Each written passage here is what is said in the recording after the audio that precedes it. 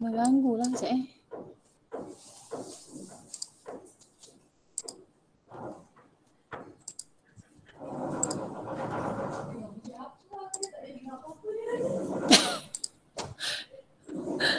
Saya minta maaf lah, memang tak boleh nak buat apa. Takkan nak suruh kontraktor tu berhenti pula kan.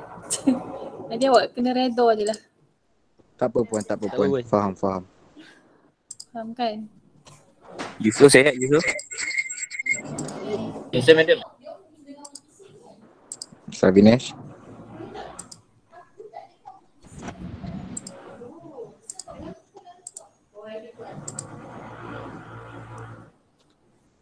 Sekejap. Kak Ina, kenapa saya tak boleh ni, saya nak boleh tak akak tolong admit student? Oh ya ke? Oh okey. Ayo.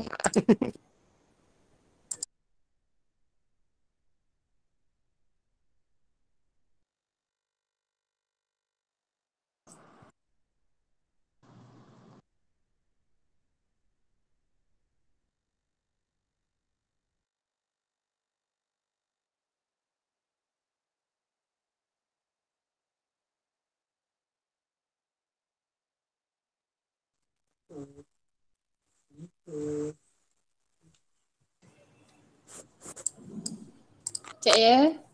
Sementara tunggu kawan-kawan nak masuk. Boleh puan. Ya, saya nampak macam Daniel ni beriman. Sekejap lagi tak tolong baca doa boleh? Diam terus. Alhamdulillah. Daniel, terus tak bercakap Takut Cik doa je. Doa makan tak apa. Terus senyap. Dia game dengan diri ni.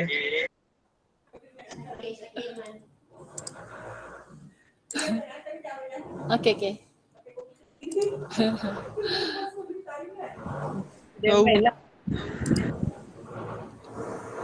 Okey, alhamdulillah sekarang ni kita dah ada 335 peserta.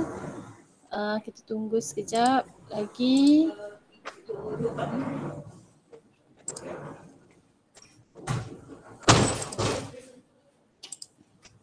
Yusof boleh baca doa Yusof? Tu puan ada yang angkat tangan tu, kita suruh dia baca puan. Yusof boleh puan, Yusof boleh. Mulut jaga. Okey. Terima. Puan nak saya baca doa apa puan? Ni kawan saya nak baca puan. Ni Iwan. Saya pun ada kawan. Khairi nak baca, Khairi nak Wakil baca. kan Kejo nak baca. Okay, jom mari kita baca bersama-sama lah kalau macam tu puan. Muhammad Umar baca doa. Ingat awak seorang juga ada kawan. Baca doa je. Suzy.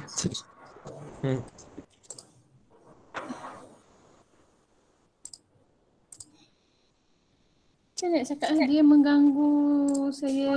Ini ni lah Kak, macam mana? Puan nak saya mute kan tak kontraktor tu?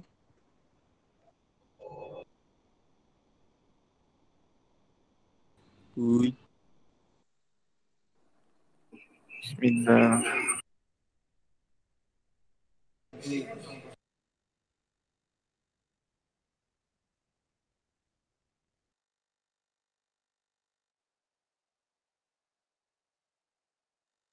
One.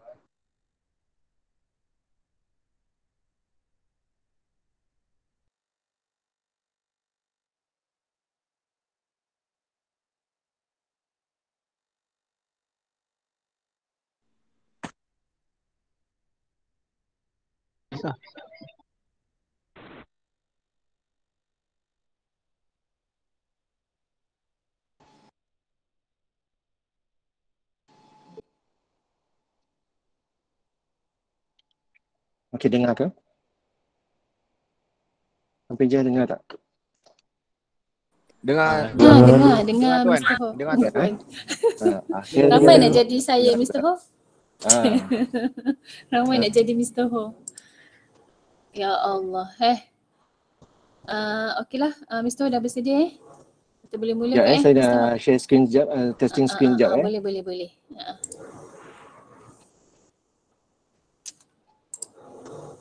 Halo sir. Hai. Layankan je kan Mr. Ho kan? Nampak skrin tak? Nampak. Nampak Okay, right. Alright.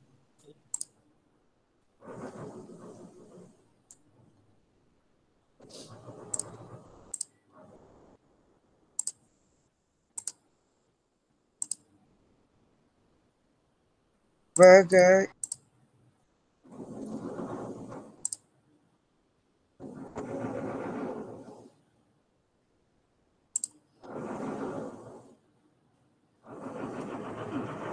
Okay, kita tunggu seminit lagi. Puan Nina boleh dengar suara saya? Boleh. Okay. Boleh mula ke Puan? Mr. Ho dah bersedia kan? Dah? Jap. Oh, okay. Sorry. Tunggu Mr. Ho sedia dah. Alright. Okay, so nampak skrin saya kan? Nampak. Okay, so dengar suara saya. Okay, saya dah ready lah. Saya dah ready. Okay.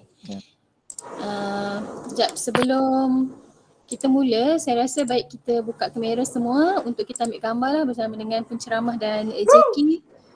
Jangan nak sangat Saya tahu nanti awak punya case study dapat A. Dapat A siap awak. Hai Puan. Tapi sebelum tu mute semua mute, boleh on camera. Boleh on kamera sekejap. Tolong kita ambil gambar sekejap sebab lepas tu dah boleh habis je. Cepat mula, cepat habiskan. Okay.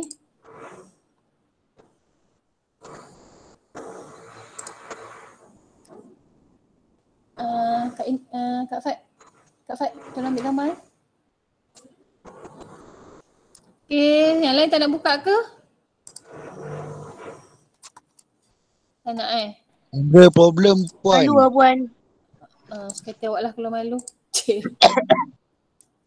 Kamera saya Puan. Adam tu banyak main. Muhammad Adam ke Razman tu banyak main. Kamera rosak buat. Okay. Kita ambil gambar. Sekejap. Sekejap. Tu lah tak betul juga tu. Oh, saya kemah-kemah bo. Okay lah. Puan Azinam tak tolong ambilkan gambar boleh?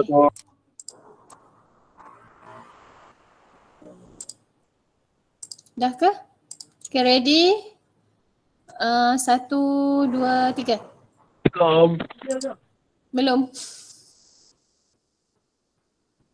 Dah Puan? Sekejap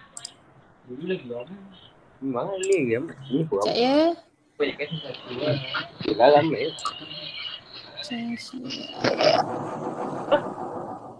Boleh ke ambil gambar?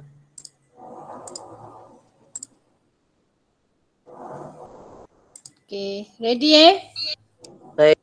Okay, 1, 2, 3.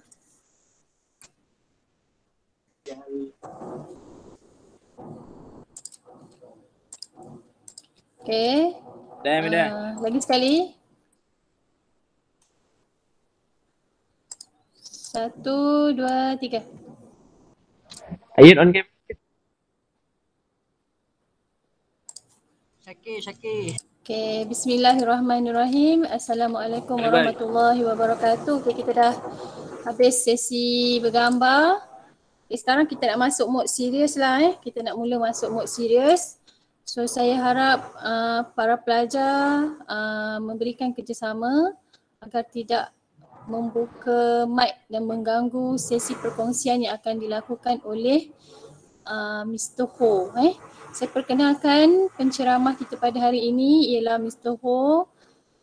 Bukan calang-calang pensyarah lah di JMSK, bukan setakat kat JMSK je, terkenal di Politeknik Port Dickson. Mr. Ho, okay. Saya harap perkongsian untuk hari ini dapat memberikan input, pastikan ada input lah supaya laporan yang kamu lakukan nanti untuk case study dapat dibuat dengan baiklah. So ini platformnya untuk bertanya dan fahamkan apa yang Mr. Ho akan terangkan. Selain tu sepatutnya untuk case study ni persen dia tinggi. So saya memang mengharapkan agar semua pelajar dengar dan fahamkan intipati akan disampaikan oleh Mr. Ho. Okay. Dengan ini saya menjemput Mr. Ho Moheng untuk memulakan sesi perkongsian pada petang ini. Persilakan Mr. Ho. Baik. Terima kasih Puan Nur Hafizah atas pengenalan tadi. Dan sebenarnya saya bagi siapa yang pelajar kenal saya, so saya Mr. Ho lah, pensyarah kursus DBM 30043 yang mengajar kelas DTK 3B dengan DET 3C. Jadi untuk sesi petang ni, saya akan bukannya mengajar lah, tapi lebih merupakan perkongsian ilmu tentang case study.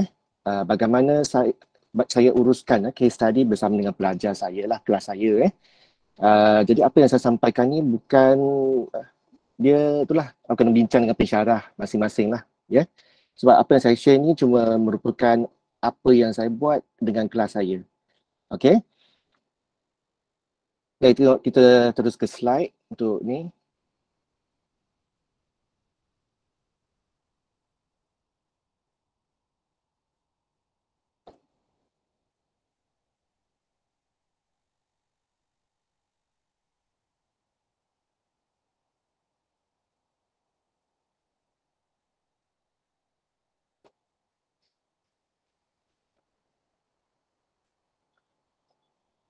Hello.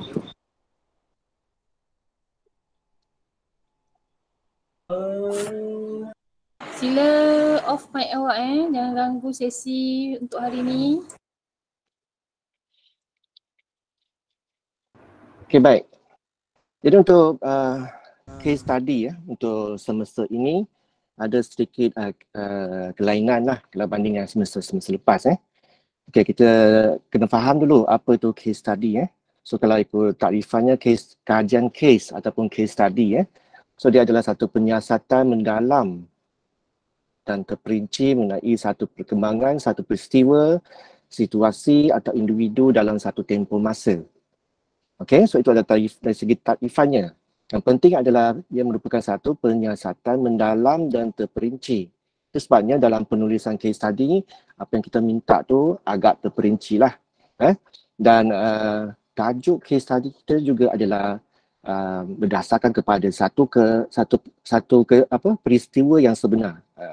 Okay, maksudnya data yang kita ambil tu bukanlah data yang kita reka, tapi adalah data yang sebenar. Okay, kalau ikut takrifan bahasa Inggeris, a case study is a research approach. Okay, maksudnya dia adalah satu kaedah penyelidikan that is used to generate an in-depth. Dia adalah satu kajian mendalam, multifasat. Okay, maksudnya berbagai persepsi tentang satu pemahaman mengenai satu kejadian ataupun isu yang sebenar lah, real life context. Itu yang penting. Okay, so kalau kita lihat kajian case, dia merangkumi 4 aktiviti utama. Okay, yang pertama adalah mengenal pasti dan menentukan masalah penyelidikan. Yang kedua, mengumpulkan data. Okay, so pengumpulan data boleh melibatkan pemerhatian, soal selidik, wawancara ataupun temu bual ataupun analisis data yang direkodkan. Jadi untuk pelajar sekalian, okay, kalau kita lihat untuk kursus DBM 30033 dengan DBM 30043, kajian kes kita melibatkan analisis pada data yang direkodkan. Okay. Yang ketiga, menilai dan menganalisis data. Yang keempat, menyediakan laporan penyelidikan ataupun case study kita lah dari segi penulisan. Okay, langkah pertama, mengenal pasti dan menentukan masalah penyelidikan.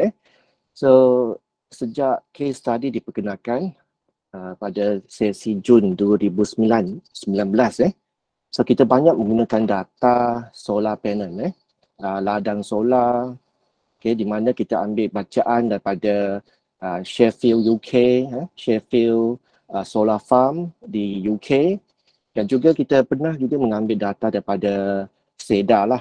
SEDA ni adalah satu agensi yang menguruskan tenaga boleh baharui ataupun renewable energy di Malaysia. Maksudnya kebanyakan data yang kita ambil setakat ini adalah melibatkan data daripada solar lah, ladang solar. Kita pernah juga ada satu sesi sesi 2021, 2022 kita pernah gunakan data daripada API lah ataupun Air Pollutant Index. Jadi di JMSK kita sentiasa mencari cuba untuk mencari satu tajuk yang sesuai untuk pelajar sebab pelajar yang buat case study adalah pelajar daripada mechanical yang mengambil kursus DBM 30033 dan pelajar-pelajar elektrik mengambil kursus DBM 30043. Jadi kita di JMSK sentiasa cuba untuk mencari satu tajuk yang sesuai untuk pelajar JKM dan juga JKE. Okay? So walaupun pada mulanya kita banyak gunakan data solar so solar ni lebih pada pelajar elektrik lepas tu kita cuba untuk mencarikan tajuk lain yang sesuai untuk JKM dan JKE. So itu yang sebabnya pada sesi satu sesi tu kita gunakan data daripada API Air Pollutant Index. Tapi para pensyarah matematik 3, so kita sebenarnya kita sentiasa mencari data tajuk-tajuk yang lebih sesuai lah untuk kedua-dua jabatan JKM dan JKE. Jadi itu sebabnya pada semester ni kita nak tukar sedikit. Kita akan menggunakan data daripada tenaga angin, wind energy on the island of Ireland. So ini adalah panduan case study yang telah pun diedarkan oleh pensyarah-pensyarah kursus. Saya percaya semua pelajar dah ada panduan ni panduan case study. So kalau kita tengok tajuk pada semester ni memang untuk tenaga angin, wind energy, wind energy.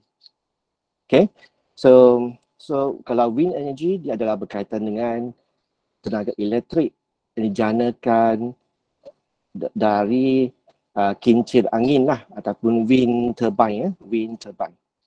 Bukan windmill Kalau windmill tu yang kincir angin yang zaman dulu-dulu lah. Tapi sekarang kalau kincir angin yang digunakan untuk menjanakan elektrik, kita panggilnya sebagai wind turbine, wind turbine. Okay, so tajuk kita semasa ni kita akan ambil data daripada kincir angin yang ada di Republic Island. Kalau kita tengok di manakah island? So ini adalah island warna orange ini adalah island dan ini adalah Scotland, England dan Wales lah. Dia macam kita jugalah, ada Semenanjung Malaysia, ada wilayah Sabah Sarawak Jadi kalau kita lihat UK ada juga terdiri daripada beberapa wilayah. Okay, so tapi Republic Island ni telah mencapai kemerdekaan daripada UK. So dia pada hari ini dia adalah negara yang berbeza lah. Okay, jadi data yang kita ambil tu datangnya daripada sistem grid nasional ataupun sistem grid elektrik kebangsaan di Ireland yang panggil sebagai air grid. So dia adalah satu grid pintar lah, smart grid. Bagi tengok ini adalah jaringan grid nasional di Republic Island. Kalau kita lihat dia adalah terdiri daripada penjana elektrik daripada kuasa air ataupun hidroelektrik lah. Dan juga daripada thermal. Thermal maksudnya dia adalah gas panas daripada perut bumi. Dan juga dia ada wind energy, nampak.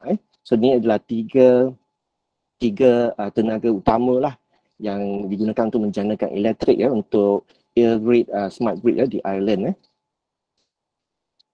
Okay, so kalau kita lihat secara statistiknya, Republic Island dia menjanakan sebanyak 4,309 megawatt tenaga angin. Tenaga angin di Republic Island dia merupakan ketiga tertinggi di dunia. Okay, dan dia kalau kita lihat di seluruh Republic Island penjana elektrik daripada sumber angin ini adalah sebanyak 36.3%. Dan peratusan ni merupakan antara yang tertinggi di dunia lah. Okay. Dan di Ireland juga, dia ada dua jenis kincir angin ataupun wind turbine. So ada yang onshore maksudnya wind turbine yang dipasang di daratan. So itu adalah onshore. Dan juga dia ada offshore. Offshore yang dipasang di luar pesisir pantai. Di laut, tengah-tengah laut lah. Okay, so itu adalah jenis-jenis wind turbine yang ada di Republic Island. Okay. Dan yang peta ini pula yang menunjukkan taburan kedudukan wind turbine ada di seluruh Republic Island. Kalau kita lihat, jadi setiap stesen janakuasa elektrik yang berasaskan angin ini, dia mempunyai bacaan yang berbeza lah. Kalau kita lihat, yang paling tinggi berada di Donegal, 283.95 megawatt. Ini adalah stesen yang paling besar lah dari segi penjanahan elektrik menggunakan kuasa angin. Jadi semua stesen jana kuasa angin ini, jana kuasa elektrik ni yang berasaskan angin ni, dia menyumbang kepada 34% daripada jumlah elektrik yang digunakan di Republic Island. Okey, so bagaimana kincir angin ataupun wind turbine ini berfungsi? Okay, seperti yang saya katakan, tajuk case study untuk semasa ni adalah untuk sesuai untuk pelajar mechanical dan juga pelajar elektrik. Okey, so kalau kita lihat kincir angin kan ataupun wind turbine ni yang kecil, biasanya wind turbine yang kecil akan berputar dengan laju. Manakala wind turbine yang besar dia akan berputar secara perlahan saja, macam video yang tunjukkan lah, nampak perlahan saja. Tapi tenaga elektrik yang dijanakan oleh wind turbine yang besar, walaupun perlahan pergerakannya, tapi dia mampu untuk menjanakan tenaga elektrik yang lebih banyak berbanding dengan wind turbine yang kecil. Okey, kita lihat dari segi kendalian sebuah wind turbine. Jadi di depan wind turbine tu dia ada bilah lah, ataupun kita panggil sebagai plates. Plates. So ada yang 3, ada yang 2 bilah ataupun 3 bilah. Okay, so bilah ni kita panggil sebagai plates lah. So bila angin bertiup ke arah bilah ini ataupun blades ni, so blades ni akan mula berputar. So apabila blades ni berputar, so ia juga akan memutarkan shaft. Shaft ni, inilah nampak rod besi yang menyambungkan generator dengan plates di depan wind turbine. So bila angin bertiup ke arah blades berpusing, lepas tu shaft juga akan berpusing dan ia akan memusingkan gear, sistem gear dalam wind turbine itu. Nanti saya akan terangkan kenapa ada gear. So apabila gear berpusing, dia juga akan memutarkan generator. So untuk pelajar-pelajar elektrik, kalau generator berpusing, so dia akan dapat menjanakan tenaga elektrik yang akan disalurkan melalui kabel-kabel elektrik ke sistem grid nasional lah. Okay, so itu adalah secara ringkasnya bagaimana satu wind turbine itu berfungsi. Okay, so nampak. So binaan tu semua berada di sini lah, nampak pada video tu nampak. Semua komponen utama untuk wind turbine tu berada dalam kotak ini. Okay, mungkin ada yang tanya. Jadi untuk makluman semua, wind turbine yang kecil biasanya tidak ada gear. Tapi wind turbine yang besar, dia mesti ada gear. Okay, kenapa ada gear? Sebab satu gear dengan nisbah 1:100 contoh, 1:100, maksudnya satu putaran penuh bagi blades akan menghasilkan 100 putaran dalam generator. Itu adalah fungsi gear untuk memperbanyakkan putaran pada generator supaya lebih banyak tenaga elektrik dapat dijanakan. Okay, so itu ada secara ringkas lah bagaimana satu wind turbine tu berfungsi. Okay, jadi pelajar-pelajar sekalian adalah penting kena faham dulu bagaimana wind turbine ni berfungsi, sebab dalam case study nanti anda kena berikan cadangan untuk meningkatkan penjanaan elektrik dalam wind turbine. So dari segi penulisan anda kena tulis, berikan cadangan bagaimana tingkatkan penjanaan elektrik. Jadi kalau di penulisan tu tak boleh tulis tanpa pemahaman yang tentang kendalian sistem wind turbine. Itu sebabnya saya terangkan jugalah dari segi kendalian wind turbine. Next. Okey, jadi ada orang kata wind turbine ni sebenarnya dia adalah umpama satu kapal terbang, aeroplane. Kenapa? Sebab bilah, setiap bilah pada wind turbine tu dia adalah sama seperti sayap bagi pesawat ataupun kapal terbang. Kita tengok ni, kalau angin tu bertiup ke arah blades, okay, so angin akan bergerak dengan perlahan di atas dan angin akan bergerak lebih pantas di bawah. So, apabila atas perlahan, kelajuan angin di bawah tinggi, laju, so dia akan menghasilkan satu kawasan tekanan rendah di atas. So apabila tekanan udara di atas adalah rendah, manakala tekanan udara di bawah adalah tinggi, so dia akan menghasilkan satu daya angkatan. Itu sebabnya bila angin bertiup ke arah blades wind turbine, maka bilah pada wind turbine itu akan mula berputar dengan laju. Jadi disebabkan daya angkatan yang terhasil daripada beza tekanan antara permukaan atas dan permukaan bawah blades pada wind turbine. Next kita lihat dari segi size. Kita ada banyak size lah. Ada yang wind turbine size dengan size yang kecil dan juga ada wind turbine dengan bilah yang besar, size besar nampak. So wind turbine yang kecil dia boleh merupakan macam kipas, size macam kipas lah yang pasang di tepi-tepi jalan. Kalau kita pergi ke Batu Empat kan, di persimpangan Batu Empat Port Dickson, nampak tak, pasal tak dia ada ni kan, dia ada kincir angin kecil yang letak di atas traffic light. Kalau perasan mesti dia ada dua unit di situ. Yang tu adalah kincir angin yang kecil, wind turbine yang kecil. So ada yang sederhana, ada yang besar. So yang besar tu adalah sebesar satu pesawat Airbus 8380. Ada juga yang lebih besar daripada pesawat. So kalau kita lihat, wind turbine yang besar biasanya dipasang di kawasan yang mempunyai kelajuan angin yang tinggi. Kelajuan angin yang tinggi maksudnya adalah lebih daripada 10 meter sesaat kelajuan angin. Tapi untuk wind turbine kecil, dia sesuai dipasang di tempat yang dengan kelajuan angin yang rendah, umpamanya 4 meter sesaat. Kelajuan angin 4 meter sesaat, maka dia sesuai digunakan, dipasangkan wind turbine yang kecil. Mungkin yang kata, boleh tak? Kalau di PD macam mana? Di PD, sorry to say, kelajuan anginnya agak rendah lah.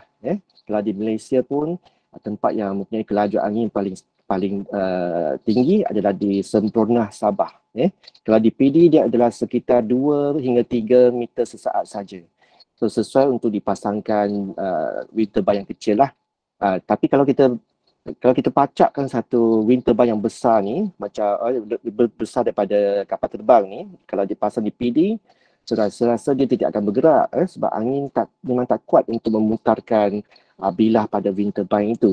Jadi itu sebabnya di PD kita tak ada wind turbine yang besar lah. Okay. So nampak gambar ini menunjukkan seorang pekerja sedang membuat kerja-kerja perbaikan di atas wind turbine. Nampak orang di sini nampak kecil saja. Tapi nampak blades untuk wind turbine ni begitu besar. For your info, gambar ini adalah untuk kincir angin yang sederhana, bukan yang terbesar.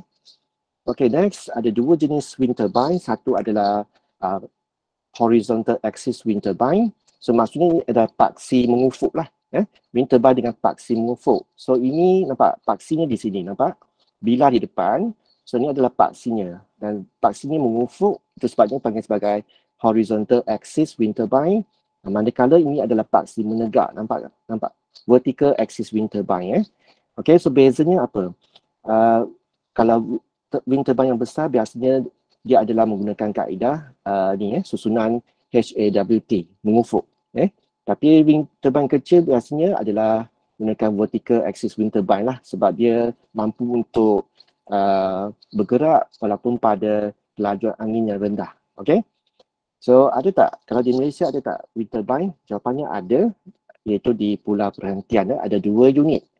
Okay, so ini adalah wind turbine yang dua unit wind turbine yang ada di Malaysia. Yang ini adalah jenis horizontal axis wind turbine lah. Okay. Kalau di PolyPD ada tak? Ada. Di JKE lah, nampak So ini adalah jenis VAWT vertical axis wind turbine. Okay. So kenapa PolyPD pilih wind turbine VAWT paksi menegak? Sebab kelajuan angin tak kuat Okay, next kalau kita lihat pada semasa ini adalah langkah kedua dalam case study iaitu mengumpul data. So tempat di mana akan ambil data ni adalah dari laman sesawang Irish Wind Energy yang ada di sini. Kalau kita lihat, saya rasa awak pensyarah pun dah tunjukkan website ni kan. Okay, mungkin saya terangkan sedikit saja yang ni. Mr. Ho, Ya. boleh ke? Saya ada soalan dekat chat. Student tanya, daripada Asfa, dia kata, Tuan boleh tak ulang sekali lagi mengenai nisbah wind turbine 1:100? Okey. Nisbah gear kan, nisbah gear pada wind turbine. Okey, saya bagi contoh lah. Tadi saya bagi contoh 1:100. 1:100 maksudnya bilah di depan wind turbine tu berpusing satu pusingan penuh, dia akan menghasilkan 100 pusingan dalam gear. Okay, itu sebabnya satu putaran penuh pada blade tu akan menghasilkan 100 kali pusingan yang menggerakkan generator. Dengan cara itu dia akan meningkatkan lebih banyak tenaga elektrik yang dijenakan daripada gear yang ada nisbah ini. Boleh ke? Terjawab ke soalan tu? Okey, so kita ni saya faham lah, Cik. Saya faham. Jadi untuk pelajar kalau ada sebarang soalan nak tanya, just type pada chat window lah. Type pada chat window, sama ada saya baca ataupun Puan Hafizah baca soalan tu, so saya akan cuba jawab dalam masa terdekat lah. Okey, so ini adalah proses pengumpulan data, nampak? So katakan awak ditugaskan, katakan kumpulan awak ditugaskan untuk mengambil data pada 18 hari bulan. So pergi ke sini 18 September. So setkan 18 di sini. Lepas tu hingga kena setkan pada hari yang berikutnya. So kita ambil data pada 18 hari bulan. So kena setkanlah mula 18 dan tamat pada 19 macam ini. Okey. Lepas tu klik apply. So bacaan ataupun data untuk untuk 18 hari bulan Ogos. So dipaparkanlah di bawah lah, nampak di bawah ni. So apa yang awak kena buat adalah awak kena menggerakkan mouse ini mouse ini untuk mengambil bacaan dan dicatatkan pada jadual. Okey. So saya rasa pensyarah kursus awak dah terangkanlah bagaimana nak buat mengumpulkan data daripada website ini Okey. So next kita sambung. Okey, next kita tengok. Okey, jadi langkah ketiga dalam case study adalah untuk menilai dan menganalisis data. So dalam case study untuk semasa ni kita akan buat tadi kita buat pengumpulan data kan. Okey. So selepas pengumpulan data kita akan dapat raw data lah. So raw data tu maksudnya data yang belum diproses. So kita akan proses data tu dengan menyediakan satu frequency table. Lepas tu kita buatkan histogram. Lepas tu kita lukisan histogram ni kita akan buat analisa. Contohnya nilai min, nilai max, puncaknya, lepas tu nilai mode. Lepas tu kita akan lukiskan juga satu graf yang pada sebagai less than or give. Okay. Kita akan buatkan analisa seperti deciles, quartiles dan juga interquartile range. Okay. Akhir sekali kita akan buat kiraan untuk mean deviation, variance dan standard deviation. Okey, teruskan. Okey, langkah keempat adalah untuk menyediakan laporan penyelidikan. Maksud kita akan mula menulis case study kita. Okay, mari kita lihat beberapa contoh case study. Ini yang telah diterbitkan lah dalam jurnal dan sebagainya. Ini sebagai contoh lah kan. Mungkin ada pelajar yang tak pernah tengok bagaimana rupanya satu case study. So nampak ni contoh pertama. Nampak ada cover page. Ini tajuknya, performance analysis of renewable energy, bla bla bla. Okey, lepas tu nampak dia ada tajuk, lepas tu ada penulis dia. Siapa yang menulis, so nama penulis ada di sini. So kalau pelajar-pelajar menulis, nanti awak dah buat case study yang sebenar, bila awak dah start menulis, so nama awak akan diletakkan di sini. Okay, lepas tu ni tempat di mana dari mana datangnya penulis tu juga dituliskan di bawah. Lepas tu diikuti dengan abstract, nampak? So nanti saya akan terangkan apa tu abstract. So pelajar-pelajar kena juga belajar bagaimana nak menulis abstract. Lepas tu ada bahagian introduction. Ini sepintas lalu sajalah ya. Introduction. Lepas tu dia ada penerangan-penerangan bagi subtopik yang berkaitan. Okay, lepas tu dia ada graf, nampak? Ada graf. Okay. So tengok bagaimana graf tu dilabelkan. Contohnya figure 1 dengan tajuk yang berkaitan. Okay, lepas tu ada rajah jika perlu. So dalam case study ni dia tak banyak rajah.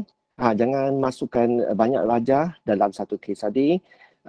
Jadi sebab tu dia tak nampak macam tak berapa profesional lah. Itu sebabnya rajah kena kurangkan lah. Hanya letakkan rajah apabila diperlukan sahaja. So dalam case study juga ada jalan kerja untuk kiraan dan juga awak juga kena terangkan dari segi kiraan bagaimana mendapatkan nilai-nilai macam mean deviation, standard deviation dan sebagainya kena terangkan. Table, macam biasalah, mesti ada table. Lepas tu kalau kita lihat, nampak rajah, graf, table semua ada lah. Lepas tu pada penghujungnya dia ada conclusion, kesimpulan. Lepas tu dia ada rujukan, references.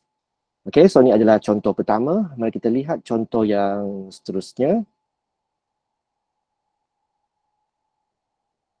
Okay, contoh kedua. Okay, mungkin kita besarkan sedikit. Okay, nampak? Okay, tajuk nampak? Tajuk. Lepas tu dia ada, okay, tajuk. Lepas tu penulis. Okay, abstract. Dia kurang sama kan? Okay, lepas tu introduction. Okay, description lebih kurang sama lah. So kalau kita lihat hampir semua case study mempunyai format yang sama lah, lebih kurang sama Okay, so kiraan, formula semua ada graph, results, keputusan lah keputusan.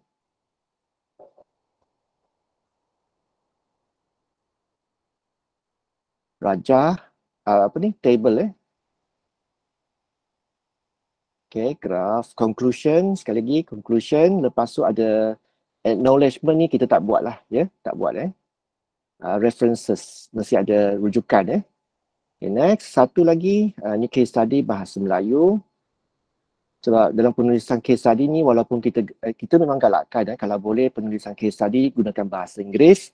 So jangan buat dui bahasa dui bahasa tidak dibenarkan. Okay. So awak digalakkan tu membuat penulisan case study gunakan bahasa Inggeris. Tapi kalau nak gunakan bahasa Melayu, kena minta lah kebenaran daripada pensyarah Okay, so ni tajuk, nampak? Tajuk, penulis, abstract, nampak introduction, dia pun sama. Okay, ni senarai istilah kita tak buat lah. Senarai istilah kita tak buat. Okay.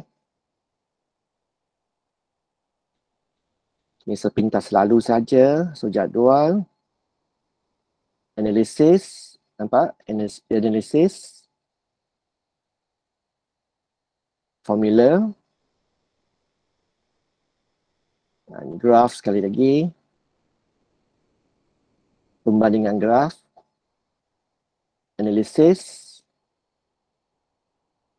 Conclusion. References. Okay. Yang bahasa Melayu mana patutnya ada satu. Okay, tak apa. Nanti saya sharekan Okay. Sorry. Okay, jadi untuk panduan case study. Ni lah kan. Saya rasa pensyarah kursus telah edarkan. Jadi awak telah pun diberikan panduan case study. Soalan-soalan case study semua ada pada panduan ini. Jadi tugas awak adalah untuk menjawab semua soalan dalam case study ini Okay. Tapi masalahnya adalah selepas awak dah menjawab soalan-soalan ni, bagaimana awak nak pindahkan semua jawapan ni ke dalam case study, dalam penulisan case study yang sebenar. Itu sebabnya itu adalah tujuan utama diadakan bengkel pada hari ini. So soalan ni nanti awak boleh rujuk lah pada panduan case study yang diadakan oleh pensyarah. Okay, kita teruskan. Okay, ni template case study. Nanti saya akan sharekan folder untuk awak download, awak turun template case study ini. So template case study ini saya sediakan untuk memudahkan awak memindahkan jawapan daripada panduan case study masuk dalam template ini untuk jadikan satu penulisan case study yang awak akan hantar kemudian. Okey, kita tengok satu persatu. Okey, jadi ini ada template. So template kita ada ni. Mungkin saya besarkan sedikit.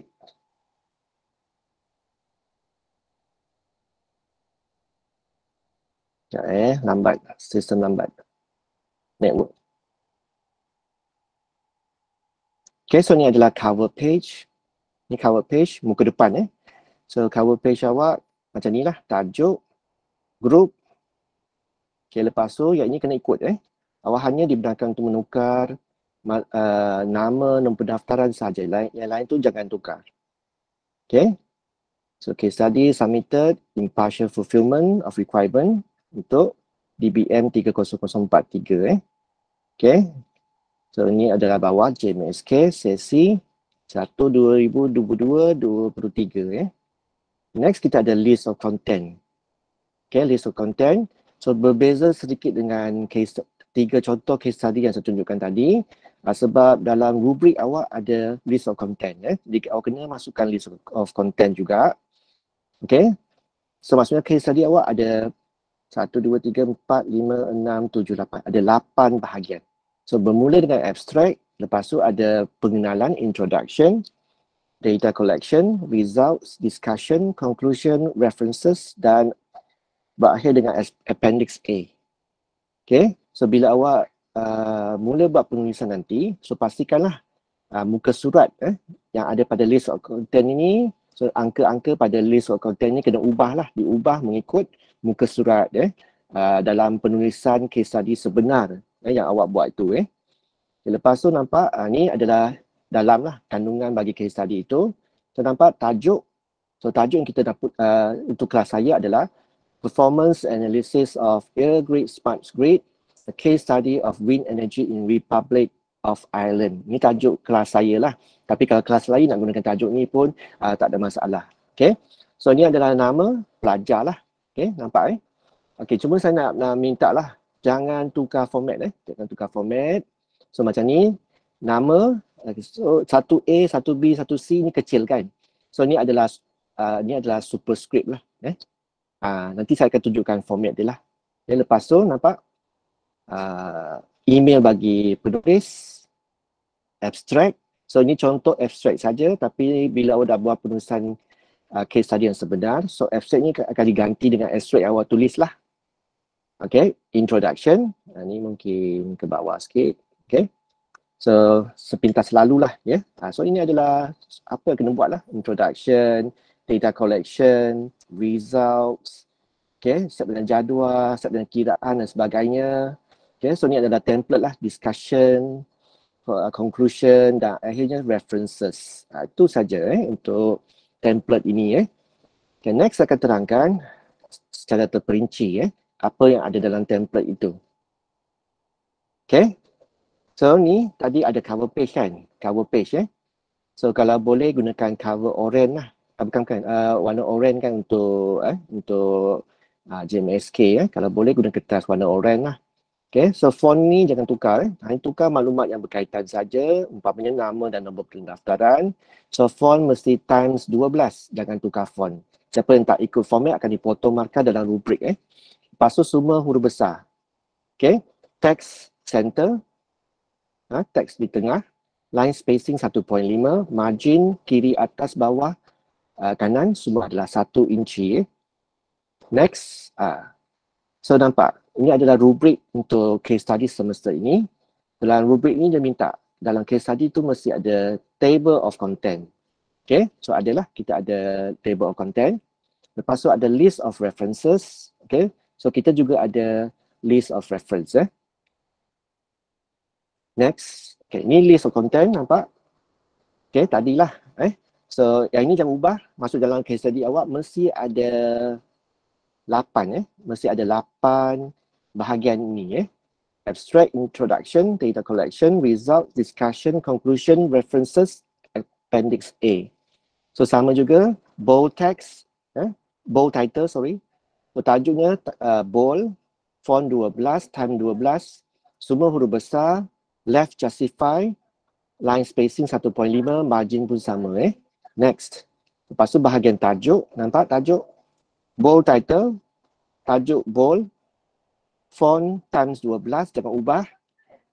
Yang ni semua title case. Title case maksudnya setiap perkataan tu huruf besar lah. Itu adalah title case. Center text, semua tengah.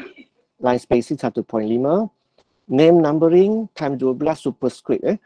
Satu, tengok ni 1A kecil kan? Tulisan kecil 1A, 1B, 1C, 1D, semua ni adalah superscript. Superscript. Jangan tukar font, tukar superscript. Next, abstract.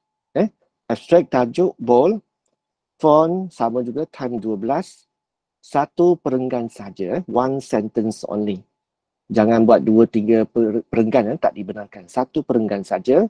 Sentence case maksudnya dia digunakan itulah setiap ayat tu dia mula dengan huruf besar lah, itu maksudnya sentence case.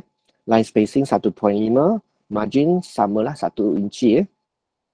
Okay, bagaimana nak menulis abstract? Okay, so kita faham apa tu abstract. Sebenarnya abstract ni adalah satu ringkasan tentang penulisan kita.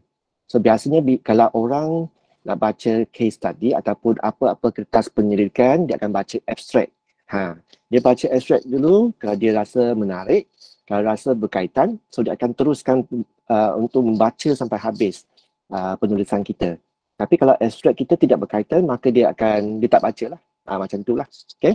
So abstract adalah di antara 100 hingga 250 patah perkataan. Jangan lebih daripada itu. Kalau saya akan mengira. Okay. Lepas tu abstract yang akan ditulis nanti adalah jenis abstract, jenis informative abstracts. So apa tu informative abstracts? Informative abstracts mesti merangkumi bahagian-bahagian berikut. Satu, tujuan case study awak. Okay, so kena tulislah secara ringkas tujuan case study awak. Apakah masalah yang cuba awak nak kaji dalam case study awak?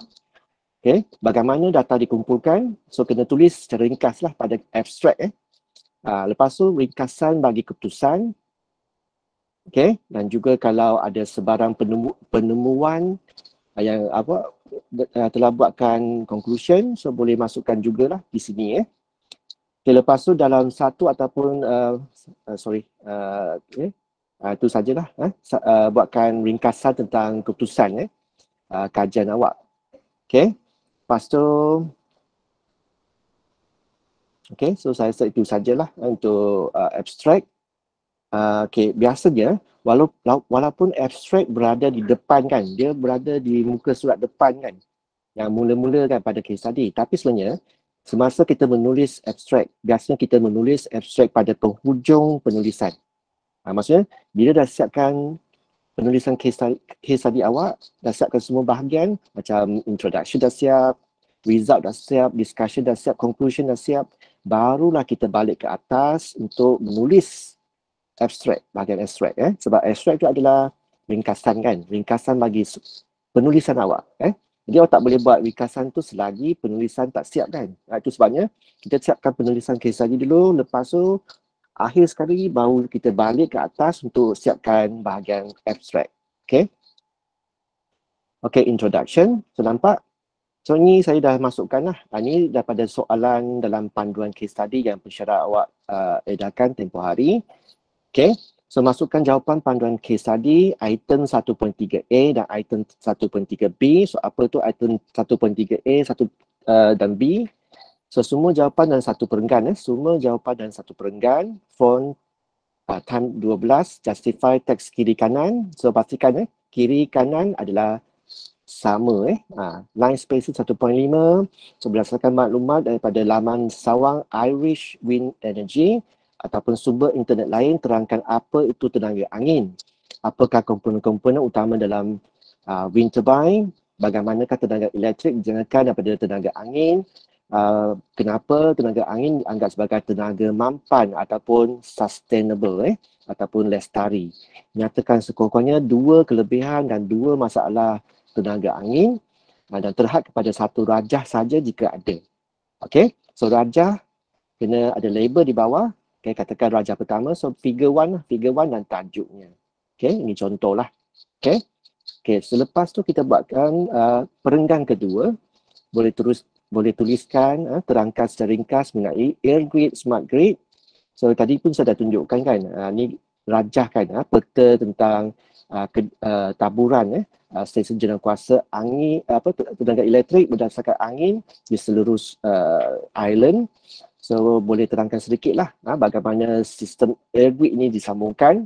Tadi pun dah sebutkan ada 3 jenis tenaga utama yang digunakan dalam air grid ini, iaitu tenaga angin, hidroelektrik dan juga thermal. Okay, terangkan jenis-jenis wind turbine yang digunakan di Republic Island. Terangkan mengenai stesen-stesen jenderkuasa angin di Republic Island. Terangkan peratusan penjanaan tenaga elektrik yang oleh kuasa angin di Republic Island. Dan terhad kepada satu rajah jika ada dengan label yang betul lah. Okay. Jadi ini rajah kedua, so boleh gunakan figure 2 lah. Tuliskan figure 2 lah dan tajuknya. So ini just contoh saja, tapi kalau awak ada rajah lain yang lebih penting, so boleh letakkanlah sebagai figure 2. Ini sebagai contoh saja, tak payah ikut saya sebenarnya. Okay, next, data collection. Termasukkan jawapan panduan case study item 2.2 di sini. So item 2.2 adalah kaedah pengumpulan data. Jadi semua jawapan ada satu perenggan, font 12, justify teks kiri kanan, line spacing 1.5, nyatakan sumber. Dari mana awak dapatkan data itu? Okay. So daripada website tadi kan, website masih ingat? Website yang ini kan. So website ini. www.windenergy.ie live. Okay. Okay, next. Nyatakan sumber, alamat laman sesawang, tarikh. So tarikh yang awak kena ambil data tu bila, kena nyatakan lah. Tempoh masa kita ambil setiap setengah jam kan. Setiap 30 minit kita ambil satu bacaan kan. So tempoh masa daripada pukul 12 awal pagi sampai 11.30 malam kan. Itu ada tempoh masa kita. So selang masa adalah ataupun interval adalah 30 minit setiap bacaan. Okey. Nyatakan secara ringkas maklumat mengenai Irish Wind Energy. So maklumat ini boleh ambil dari sini. Nampak? Maksudnya pada 18 hari bulan Ogos, sistem air grid telah mencatatkan sebanyak 263 megawatt tenaga elektrik ataupun 5% daripada itulah penjanaan di seluruh Republic Island. So boleh gunakan maklumat ni, masukkan maklumat ni dalam penulisan. Okey, terangkan secara ringkas bagaimana data dikumpulkan dan dicatatkan. Okey, tadi saya buatkan demonstrasikan. Mula-mula awak setkan tarikh. Lepas tu awak gerakkan mouse dan ambil bacaan setiap 30 minit kan, betul? Setiap selang masa 30 minit. Okey, so ialah nampak apa yang bagaimana nak ambil data daripada website ini. So nak buat ni senang kan, tapi cuba ceritakan sekarang tuliskan bagaimana awak dapatkan data ni dalam bentuk ayat. Itu sebabnya pentingnya penulisan. Jadi tahu buat tak cukup, kena tahu menulis juga. Bagaimana awak setkan data, mengambil data dan sebagainya. Buat ni senang kan, cuba tulis. Okay, next. Results. Okay, so yang ini kena ikut, boleh ikut based on the number of data and in table 1. So table 1 tu apa? Table 1 adalah raw data kita lah. Nanti saya tunjukkan. Table 1 adalah appendix. Nanti saya tunjuk. The number of class interval was determined using Sturges rule. So ini adalah kiraan bagi nilai K lah. So kiraan ni kena buatkan menggunakan, kena type lah. Jangan tulisan tangan tak dibenarkan. Awak kena typekan formula ni gunakan kemudahan Microsoft Equation dalam Microsoft Word. Mungkin saya tunjukkan sedikit. Sekejap saya tunjukkan. So dalam Microsoft Word dia ada satu kemudahan yang panggil sebagai Microsoft Equation. Jadi awak kena gunakan kemudahan tu untuk menaikkan formula. So pergi ke Microsoft Word, ke Insert, lepas tu Equation. So gunakan yang ini untuk masukkan formula. Okay, so Equation, so awak masukkanlah K equal to 1 plus 3.33 log 48 katakan. So masukkan formula lah. Okay, so gunakan Microsoft Equation. Wajib. Okay, next kita lihat bahagian ni table 1. Table 1 nampak table 1. So buatkan macam ini. So jangan risau, semua ni ada dalam template. Kerja awak adalah untuk isi data dan lengkapkan jadual ini saja. So based on the data collected in Appendix A, calculated number of classes K and the class size dan sebagainya. Yang ini nak ikut boleh ikut, tak ada masalah. Okay. Next, ini histogram, bahagian histogram. So pastikan histogram tajuknya betul, kena ada tajuk. Lepas tu paksinya betul, paksi X adalah energy generated dalam megawatt. Frekuensi adalah F kecil, bukan F besar. Okay. So lepas tu awak plotkan histogram awak. Okay, lepas tu pada bar yang paling tinggi, so bar itu awak cuba dapatkan nilai mode lah. So saya rasa yang ini pun telah diterangkan oleh pensyarah kursus. Ini adalah kaedah untuk dapatkan mode, nilai mode daripada histogram. So pada bar yang paling tinggi, lukiskan dua garisan, satu daripada penjuru atas kiri, lepas tu ke penjuru atas kanan bagi bar yang bersebelahan di sebelah kanan. Sama juga daripada sebelah kanan lukiskan garisan ke sebelah kiri. Nampak penjuru kanan atas. Okey, jadi awak lanjutkan garisan putus-putus itu ke sebelah, ke puncak. Bahagian atas bagi bar yang di sebelah kiri. Macam ini. Okey, so tempat persilangan itu antara dua garisan putus-putus ni, so awak lanjutkan ke bawah dan kawasan pintasan antara garisan putus-putus dan juga paksi X tu akan memberikan nilai mode.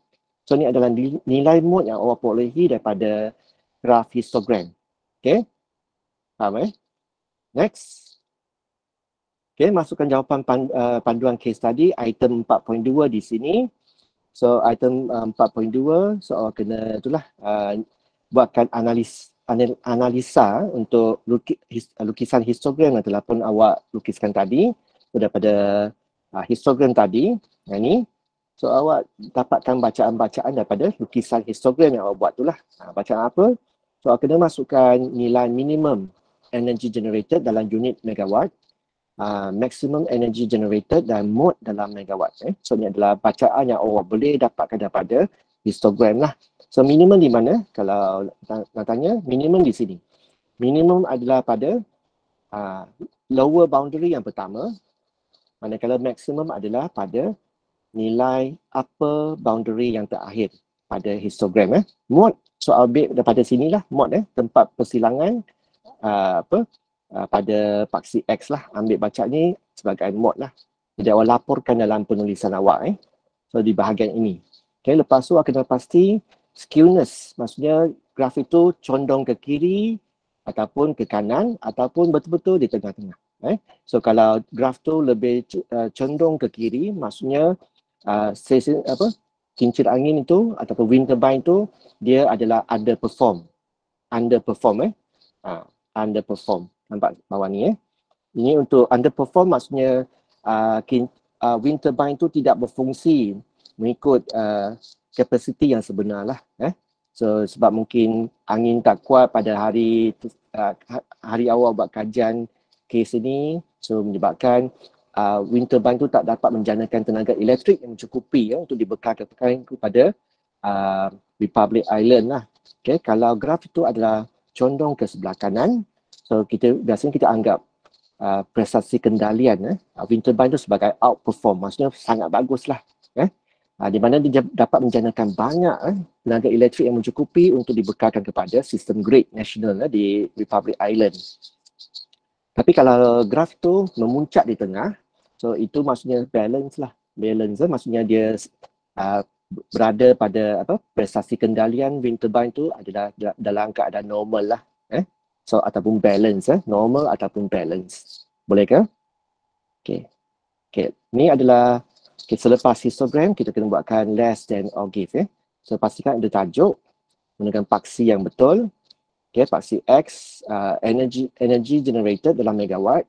Paksi Y gunakan cumulative frequency ataupun F besar. So uploadkan less than or give awak. Pastikan pada lukisan less than or give ni awak tandakan. So kena ada tandakan macam ni nampak? Garisan putus-putus seperti yang awak lanjutkan daripada sebelah kiri, lepas tu ke bawah. Ni adalah untuk, jadi awak kena tunjukkanlah garisan-garisan putus-putus ni untuk mean, first quartile, third quartile dan juga eighth deciles. Okay, so ini mungkin boleh tengok balik bagaimana nak cari, nak dapatkan nilai-nilai daripada graf. Mungkin kena tanya pensyarah lah. Tapi mean biasanya adalah 50% ataupun separuh daripada nilai F besar ini ataupun cumulative frequency. Umpamanya untuk graf ini, nampak maksimumnya 30, so separuh daripadanya adalah 15 lah. Pada kedudukan 15, buatkan untuk dapatkan mean. Kuartal, first quartile, third quartile, eighth deciles, yang ni aku kena rujuk pada buku modul lah. Lagi satu untuk graf, tak kira lah histogram ataupun less than or give. So kena lukiskan graf tersebut pada saiz A4. Maksudnya kertas graf itu penuh satu kertas graf. So jangan pula kertas graf tu besar, tapi awak hanya lukiskan satu graf yang kecil saja pada kertas graf tu. Jadi awak kena lukiskan sebesar yang boleh. Lukisan graf tu sebesar yang boleh dengan skala yang sesuai lah. Okay, next. Ni estimation of IQR. Ni untuk interquartile range. So daripada graf tadi, yang ni. Less than or give. So sebab kita dah dapatkan nilai bagi third quartile dan juga first quartile, maksudnya kita dah boleh kira IQR. Interquartile range, maksudnya Q3 tolak Q1. Q3 tolak Q1, so akan memberikan nilai IRQ ataupun interquartile range. Yang ini sama juga kena rujuk buku modul lah kalau ada yang tak faham apa yang saya cerita ni. Semua ada dalam buku modul. Tapi saya percaya kalau awak ada menghadapi masalah, pensyarah-pensyarah kursus memang sudi untuk membantu awak. Jangan risau. Okay. So tadi nampak kiraan, so akan masukkan kiraan untuk IRQ ini ataupun item 4.4b dalam panduan case study itu. Dia kena masukkan jalan kerja lah, bagaimana awak mengira nilai IRQ itu. So kena sekali lagi kena type dengan Microsoft equation. Okay. Lepas tu discussion. So yang ni boleh ikut based on group data in table 1, value of mean deviation, variance, standard deviation were calculated. Sekali lagi kena masukkan di sini type kiraan jalan kerja untuk mengira mean deviation, variance dan juga standard deviation. Okay. Sekali lagi, kalau tak faham boleh rujuk buku modul dan juga pensyarah kursus masing-masing. Next. Okay, masukkan jawapan, ini bahagian discussion. Masukkan jawapan panduan case study item 6.1 di sini.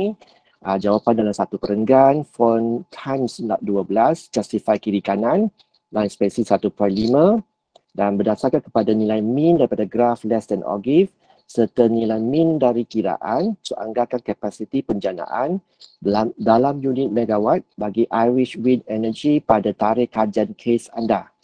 So kena buatkan sedikit, kena jawab soalan ni lah. Okay. Okay, lepas tu perenggan yang seterusnya masukkan jawapan panduan case study item 6.2 di sini. Sekali lagi jawapan dalam satu perenggan, font yang sesuai, justify kiri kanan, line spacing 1.5. Berikan 4 cara, cadangan.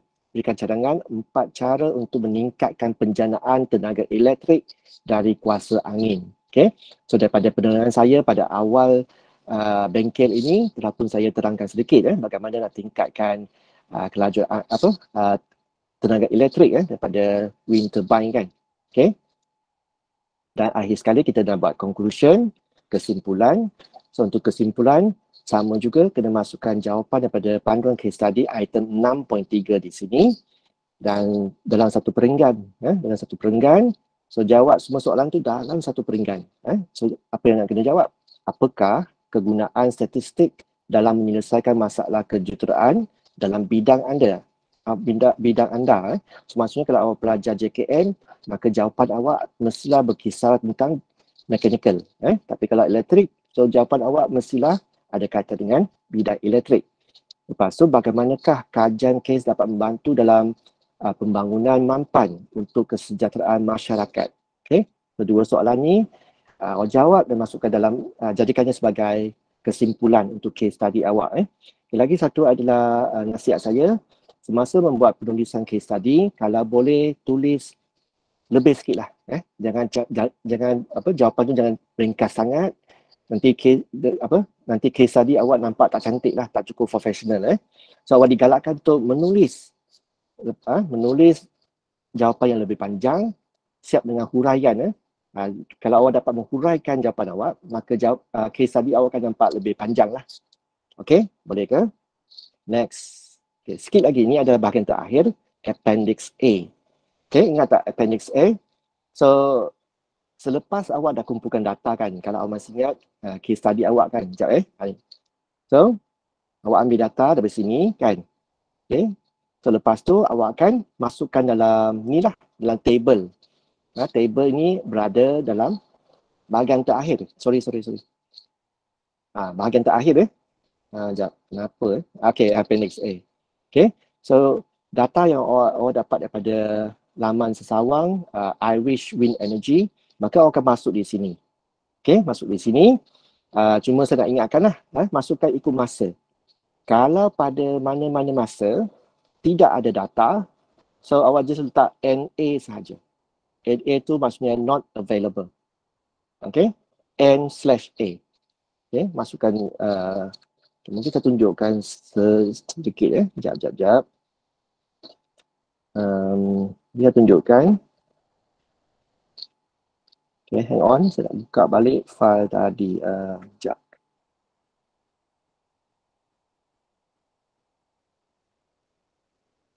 Bukan di sini. Sekejap.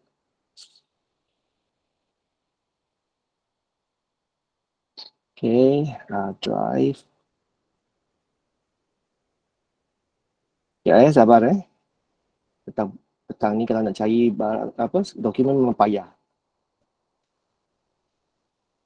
Case study, betul lah. Okay, kita buka satu. Okay. Jadi ingat tak? Ni template kan? Template So masukkan jawapan semua di sini. Nanti case study awak akan jadi cantik lah. Professional Nampak? Okay. Yelah, sekarang nampak dia macam tak berapa menarik kan. Tapi bila awak dah siap nanti, siap dengan graf dan sebagainya, lancar dan sebagainya, so dia akan nampak sangat profesional. Jadi kalau awak dah persembahkan kepada auditor daripada e-tech, saya rasa mereka mesti akan rasa puas hati membaca case study awak. Okay. So Appendix A nampak ni. Okay. Ni saya just nak komen sedikit. Okay. Masukkan data. Okay. Katakan pada pukul 12 ada data, katakan 354. So masukkan nilai saja. Tak payah buat 350 MW, tak payah. Sebab di atas tu dah ada MW kan. So just masukkan nilai saja. Jangan masukkan MW. Okay. Katakan pada pukul 12.30 tidak ada data. So just letak NA, not available. Kalau NA pun boleh, macam ni pun boleh. Okay, tapi jangan letak kosong.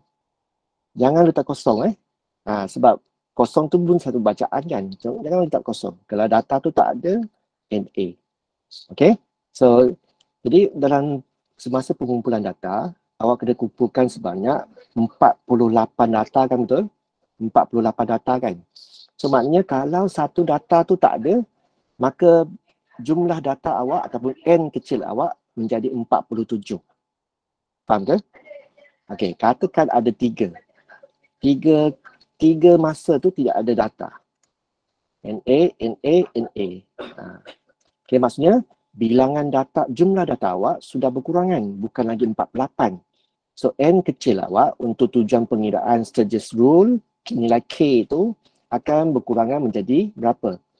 48 tolak 3. So adalah 45 saja. So berhati-hati semasa buat kiraan. Okey, berbalik pada ni. Okey, dah selesai appendix. Okey, ni isu plagiat, plagiarism. Okey, tengok pada ini. Okey, kebiasaannya pelajar suka copy paste daripada internet. Okey, cuma saya nak ingatkan, amalan ini dianggap sebagai amalan plagiat, plagiarism.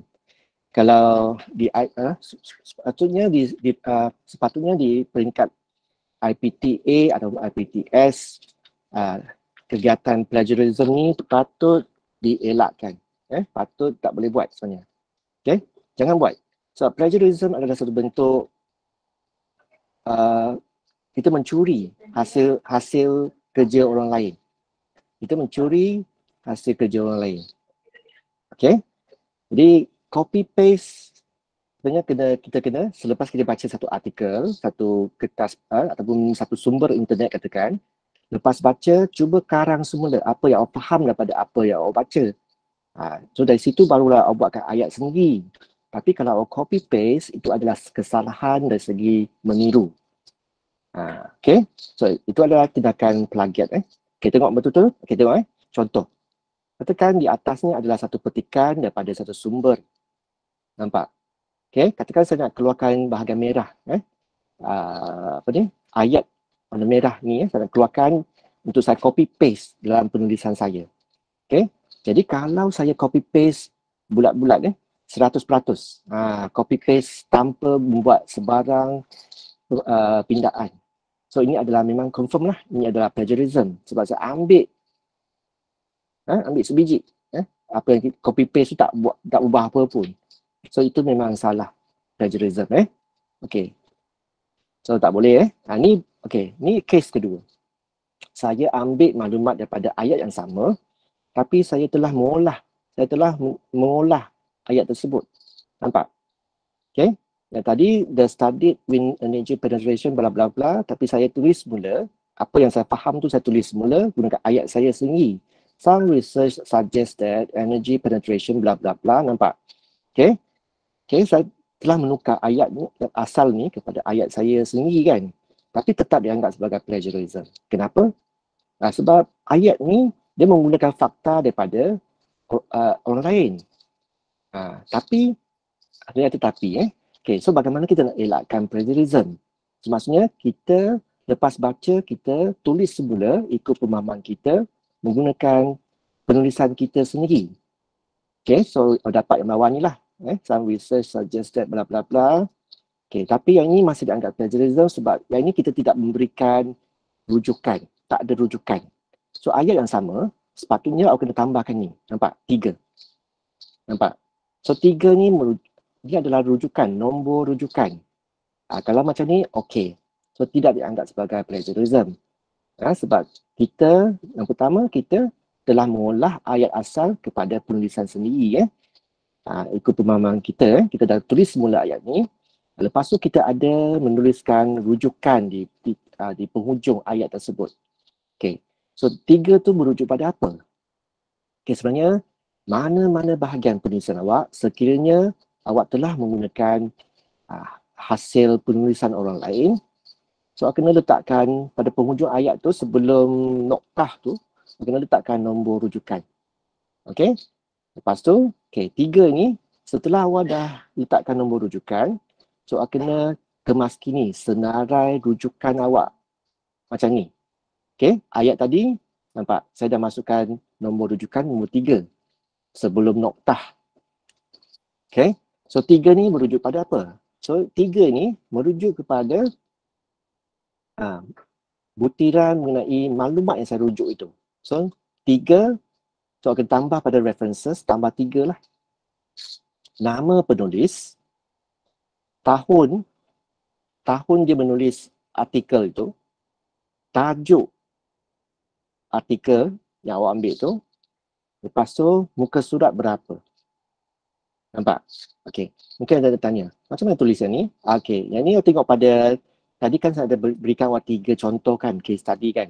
Kita tengok satu contoh okey, nampak? Ni tajuk, nampak? Okey, so nampak?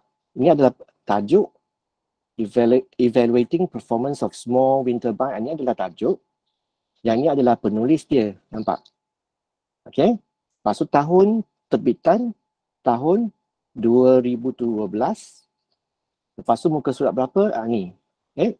Energy Procedure, jilid 16, tahun 2012, muka surat 137 hingga 145. So makluman ni sebenarnya ada pada research paper itu. Okey, jadi tugas awak adalah tulis dalam bentuk format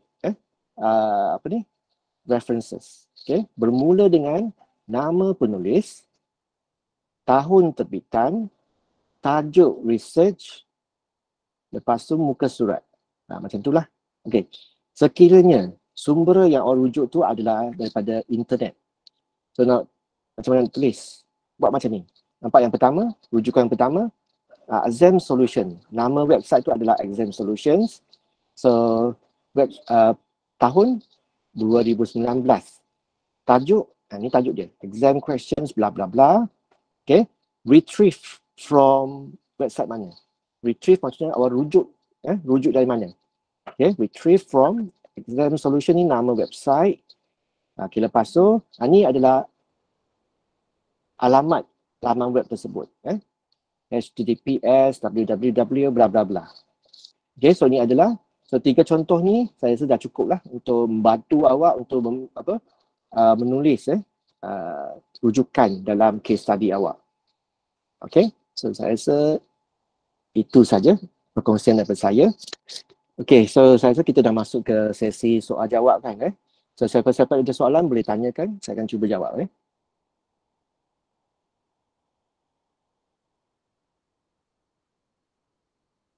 Okay, ada soalan tak daripada pelajar? Kalau ada boleh tanya. Mr. Ho nak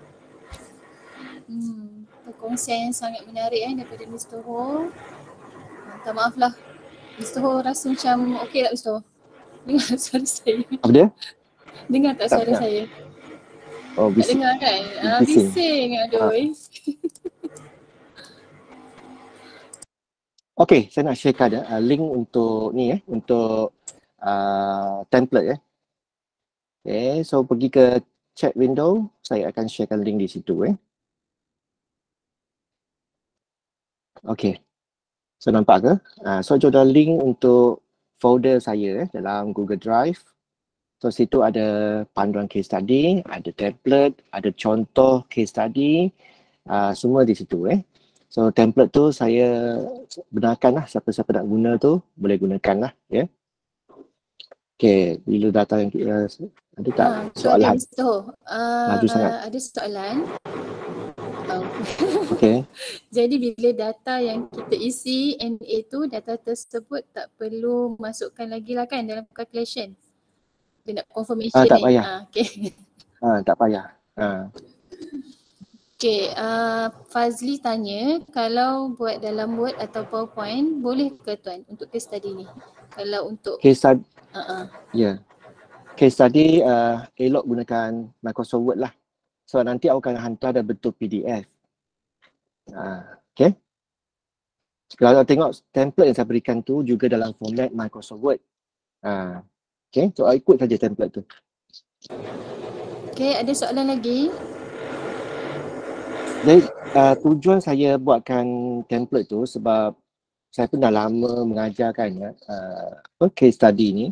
Jadi ramai pelajar tak tahu macam mana nak mula kan untuk buat penulisan case study. Jadi template ni saya rasa membantulah.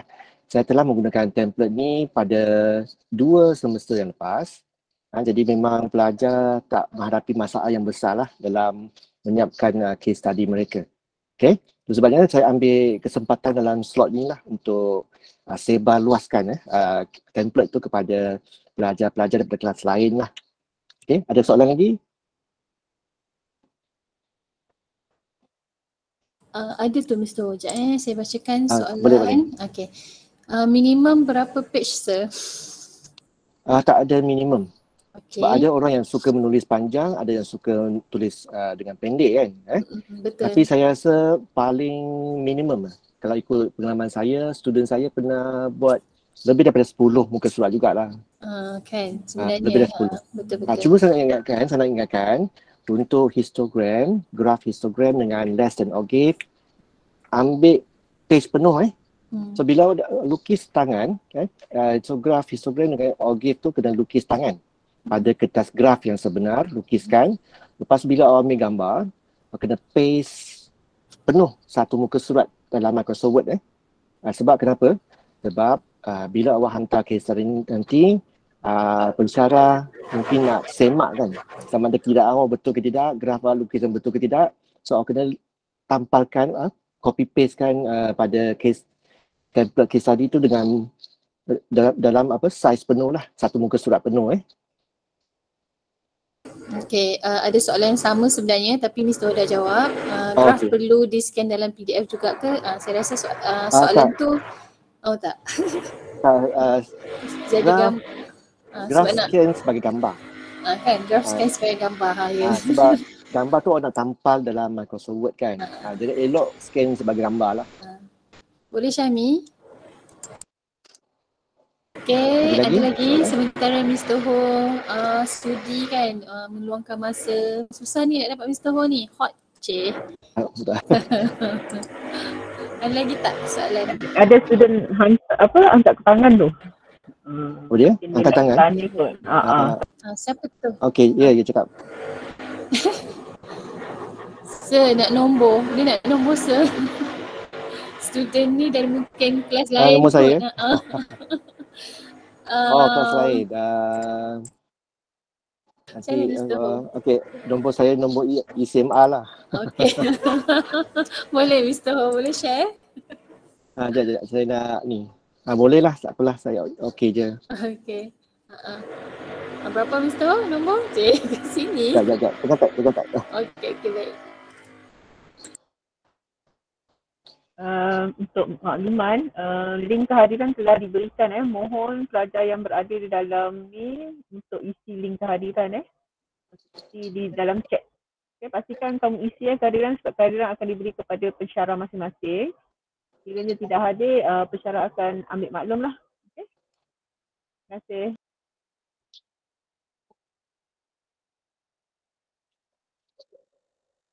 Ada lagi soalan? Ada lagi soalan? Ada lagi soalan tak?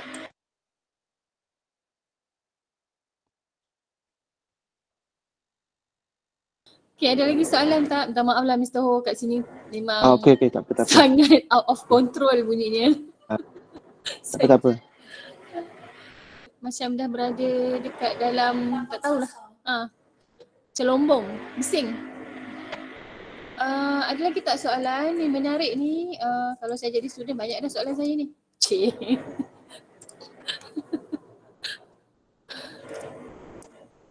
Okay, jangan salah guna pula nombor Mr. Ho tu. Pergi scam pula Mr. Ho. Cik. Okay, sebelum tu saya nak mengalu-alukan juga pensyarah yang lain. Okay, setakat ni tak ada soalan. Okay, ni ada daripada Aminuddin, Mr. Ho, dia tanya kalau mod dia ada dua dalam histogram tu macam mana Mr. Ho? Okay, dalam histogram kita cuba untuk elakkan lukisan histogram tu ada dua mod. Okay, so bagaimana? Sekiranya data awak menghasilkan satu histogram dengan dua mod.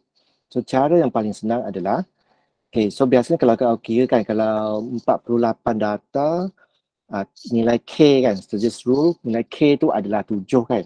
So maksudnya pada table awak ada 7 baris kan. Okay, so mungkin boleh kurangkan nilai K tu. Daripada 7 kurang kepada 5, daripada 7 tu, K sama dengan 7 tu, kurang kepada 6. Kalau 6 tu, dapat satu mod saja pada histogram, so maksudnya dah okey lah. Kita boleh kurangkan sebab nilai K yang digunakan untuk data sebesar 48 data ni adalah antara 5 hingga 7. Sebab kiraan Sturgeon's rule tu 7 kan. So tapi kalau ada histogram kita menunjukkan ada 2 mode, 2 bar yang tertinggi. So maksudnya kita boleh ubah 7 K sama 7 tukar pada 6. Kalau 6 masih tak boleh, tukar pada 5.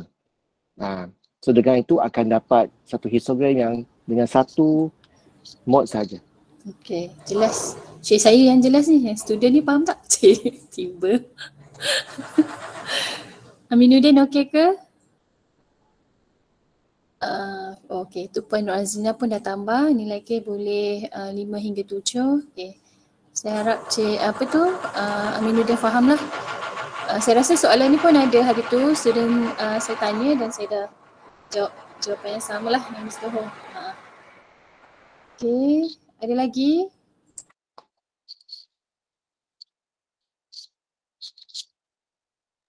Okey, okey.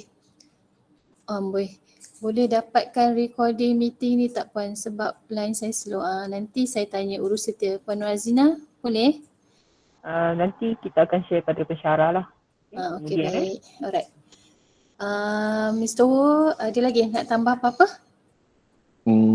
Tak ada lah. Cuma saya nak ucapkan terima kasih lah kepada moderator dan juga JMSK lah bagi peluang saya untuk memberikan jadi penceraman untuk bengkel hari ni lah.